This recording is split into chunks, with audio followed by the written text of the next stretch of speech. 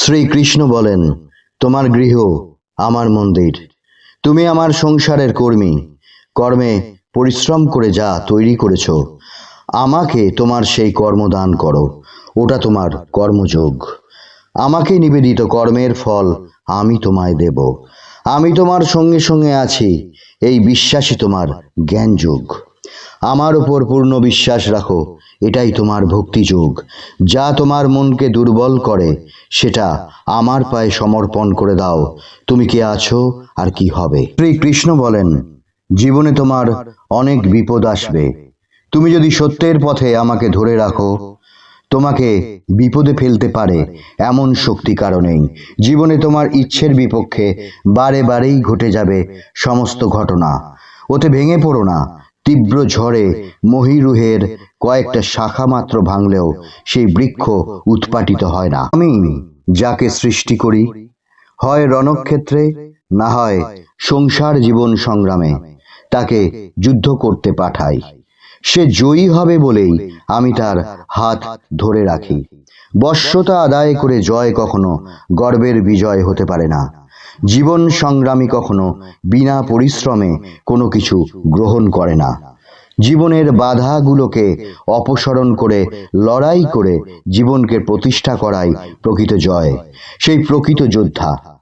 তুমি জয় করছো, এটাই তোমার গন্তব্য। তুমি পরাজিত হচ্ছ, এটা তোমার প্রস্তুতির সুবিধার্থে খানিক বিশ্রাম। আমি তোমার পথের বাধাকে অপসারণ করার শক্তি দান করি। লড়াই করতে হবে তোমাকেই। হতাশা তোমার দীর্ঘশ্বাস হতে পারে, আক্ষেপ নয়। যে আমাকেই বিশ্বাস করে, যে নিত্যদিনের শুরুতেই আমাকে স্মরণ নেয়, তার জীবনে বিপদ, বাধা, অঘটন কখনো ঘটাতে পারে না কেউ। কৃষ্ণ বলেন, সংসার জীবন তোমার শ্রেষ্ঠ ধর্মের পথ। কর্ম তোমাকে করতেই হবে। তোমার সংসারের প্রতিটি মানুষই হলাম আমি। এই জ্ঞান রেখে তাদের প্রতিপালন করো। তুমি যে শ্বাস নিচ্ছ, সেটা আমি। তুমি যে আহার করছো, সেই ব্রহ্মবস্তু আমি।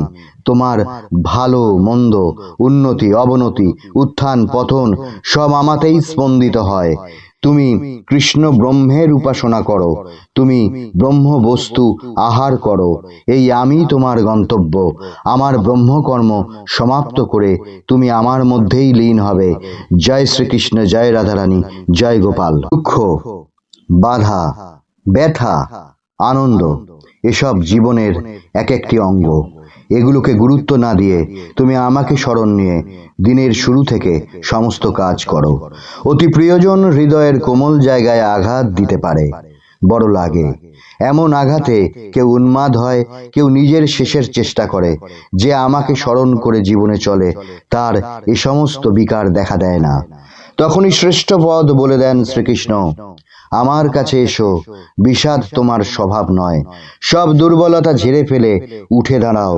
সব আঘাতের প্রত্যাঘাত তার কাছেই ফিরে আসবে।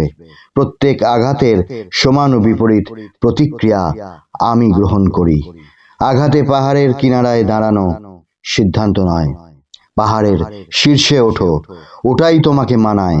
তোমাকে আমি সব দিয়েছি। কিছু করতে এসেছো জীবনে, কিছু করে দেখাও। আর কিছু না পারো, এমন একটা বটগাছ হয়ে দেখাও, যাতে অনেক প্রাণী আশ্রয় নিতে পারে তোমার মধ্যে। এমন কিছু করো যাতে সকলে তোমার নাম করে। অমাবস্যার অন্ধকারই শুধু দেখলে, ভালো করে চেয়ে দেখলে না। অন্ধকার আকাশের গায়ে কত দীপাবলির ঝিকমিক আলো। অন্ধকার তোমার জীবনে আসে এই জন্যই, যাতে সতর্ক হওয়ার শিক্ষাটা ঠিক ঠিক নিতে পারো। জীবনের অন্ধকার পথে আলো ফেরাতে কোথায় আলো জ্বালতে হবে, সেটা আমাকে স্মরণ নাও। আমি তোমাকে পথ দেখাবো। একটা দরজা কেন, বিপদে 10টা দরজা তোমার মুখের সামনে বন্ধ হয়ে যাবে। মাথা নিচু নয়, মাথা উঁচু করে এগিয়ে যাও। একটা দরজা খোলা পাবে, সেটা তোমার জন্য খুলে অপেক্ষা করব আমি।